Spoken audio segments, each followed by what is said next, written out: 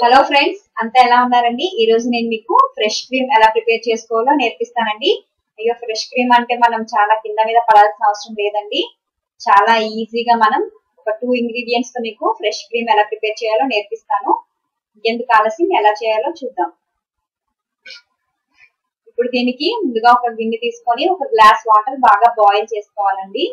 ఇప్పుడు వాటర్ మనకు బాగా బాయిల్ అయ్యాయి కదా. ఇప్పుడు దీనిలో 3 టేబుల్ స్పూన్ మిల్క్ పౌడర్ వేసుకోవాలి.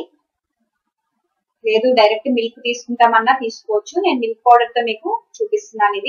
ఇది ఇన్స్టెంట్ గా అప్పటికప్పుడు ఫ్రెష్ క్రీమ్ లా మనం యూజ్ చేసుకోవచ్చు, లేదంటే ఫ్రిడ్జ్ లో పెట్టి కూడా తర్వాత యూజ్ చేసుకోవచ్చు అండి. చాలా బాగుంటుంది. ఇప్పుడు మనం దీన్ని బ్రేక్ చేసుకోవాలండి. ఇప్పుడు పాలు కనుక పొంగు వచ్చే వరకు వెయిట్ చేయాలి. ఒక 5 మినిట్స్. చూసారు కదా, పొంగు వచ్చేస్తున్నాయి మనకి పాలు.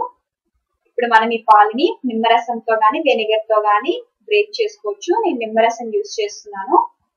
నిమ్మరసంతో చాలా ఈజీగా మనకి పాలు అనేవి బ్రేక్ అయిపోతాయి. ఇప్పుడు మనకి ఒక 5 నిమిషాలు అయితే చాలా ఈజీ అండి, సింపుల్ ప్రాసెస్. మనం ఫ్రెష్ క్రీమ్ అనగానే చాలా కాస్ట్ పెట్టి బయటకు వెళ్ళి కొనుక్కోవాల్సిన అవసరం లేదు. ఇంట్లోనే ఈ ఇంగ్రీడియంట్స్ తో మనం చేయొచ్చు ఫ్రెండ్స్. పాలు అనేవి చూసారు కదా, బ్రేక్ అయిపోయి మనకి. ఇప్పుడు దీన్ని ఒక నెట్టర్ సహాయంతో మనం వడకట్టుకోవాలి.